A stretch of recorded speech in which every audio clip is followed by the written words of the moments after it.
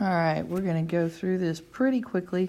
This is 5.2a quadratic functions in standard form. I did the evens. Well, I say the evens. It was everything in that left-hand column.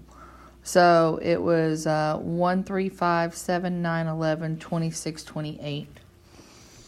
Okay, let's take a look at this first one. We're going to speed this up a little bit. Y equals x squared minus 4x plus 1. You were to put this into the calculator. Because I'm not taking pictures of the calculator, I'm just going ahead and graphing this out for you. You would put it into the calculator, you would get a graph that looks like this. Then you would use your second trace function, and in this case you would use the minimum, number 3, to find the vertex, which is at 2, -3. Okay? Using your calculator, you would find the vertex, like I said, at 2, -3. That gives you an axis of symmetry at x equals 2. Your vertex is at the bottom, so that is an x or y equals -3 for a minimum. There is no maximum over the entire graph. Your range will be everything greater than -3. So y is such that y is greater than or equal to -3. You didn't have to put this part over here. I did that just to show you what points I used for creating that graph. If you look at the table, that's where you find that. Okay, number 3, y equals -x squared minus 6x minus 10. Okay, again, I just pulled up I graphed it and pulled up the graph so I could put some points down for myself so that I could graph this out to where I could give you a decent graph to look at. There's your graph. You find your vertex up at the top. When you do the second trace maximum, you find your vertex at -3, -1. That gives us a vertex of -3, -1. Your axis of symmetry is the x, which is -3. You don't have a minimum in this case because your vertex is at the top, so your maximum is -1. Y equals -1. Your range is, because this is opening down, it's everything less than -1. So y is less than or equal to -1. Number 5. Okay, this one, you definitely need to use your second trace method if you to find your vertex. You will find that at -0.75, -6.125. That is -3/4 and -6 and 6 1/8, in case you were curious about fractions. Okay, I found some other points on there so that I could get you a good, decent graph. My lines are really bad, but it still kind of represents what we're looking for. Our vertex was at -7.5, -6.125, giving an axis of symmetry at -0.75. Your minimum, because it was at the bottom, is y is -6.125 with no maximum.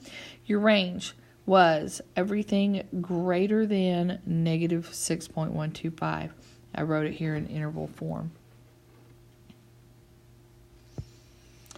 All right. Number 7, we started graphing. Okay, we had x squared minus 2x minus 5. A is 1, B is -2, C is, that's supposed to be a -5. Let's see if I did that correct on here. If not, I'll have to go back and fix it.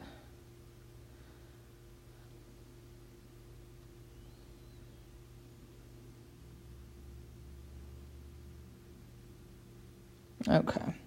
I did it correctly. I just need to add a negative right here. Oops. -5. There we go. Okay, so we took our axis of symmetry. We know that is negative b over 2a. So that is negative. B is negative 2. And then a is 1. So 2 times 1, that gives us a positive 2 over 2, which is positive 1. Then we took that 1. We knew that was our axis of symmetry. That became our x in our vertex. We plugged the 1 into the equation, and we came out with 1 minus 2 minus 5, which is 1 minus 2 is negative 1, minus 5 is negative 6. So we had a vertex of 1, negative 6. Then we located our y-intercept right here, 0, negative 5. And we put our point, then we reflected it across the x-axis and put our other point. And we ended up with the graph that you see there. Okay, number 9.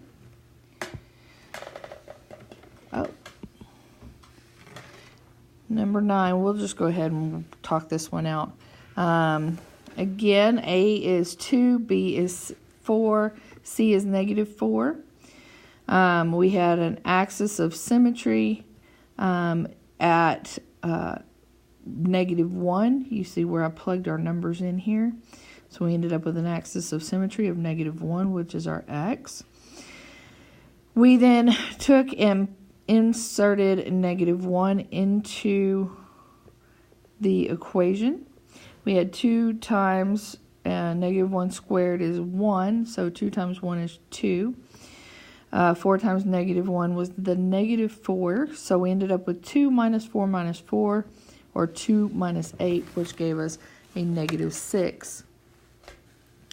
We put that in for our y in our vertex, and we put our point.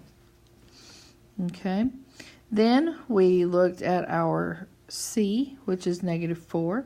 So our y-intercept is 0, c, so that is 0, negative 4. We put our point right here at 0, negative 4. We reflected across the line of symmetry and put our other point, and we had our graph.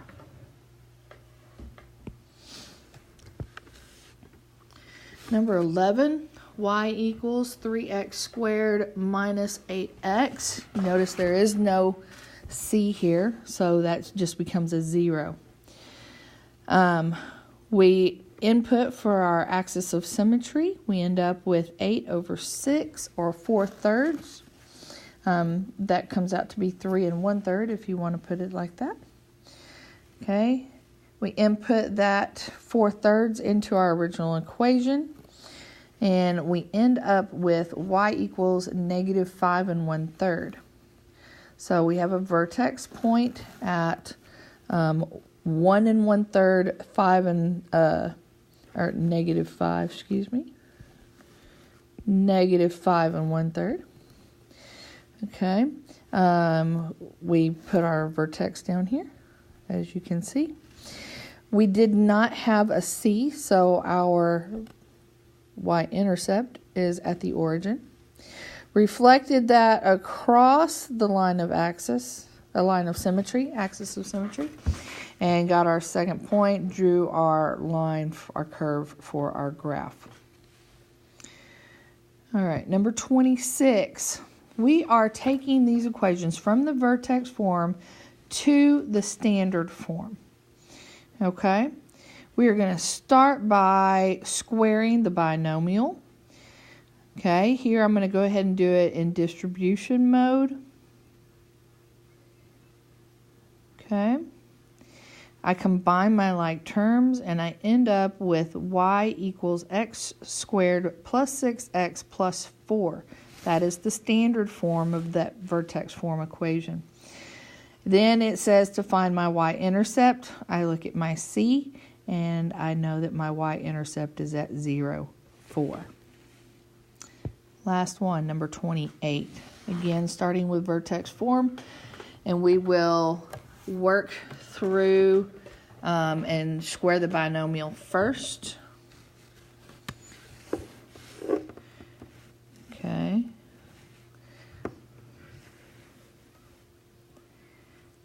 All right, now that we have the everything combined, we're going to distribute the negative throughout the trinomial. Combine like terms again, and we get a final equation of negative x squared minus 2x plus 8. That is our standard form. My y-intercept being 0c is, of course, 0, 8. Okay, that is it. I am off to the dentist. I will see you tomorrow.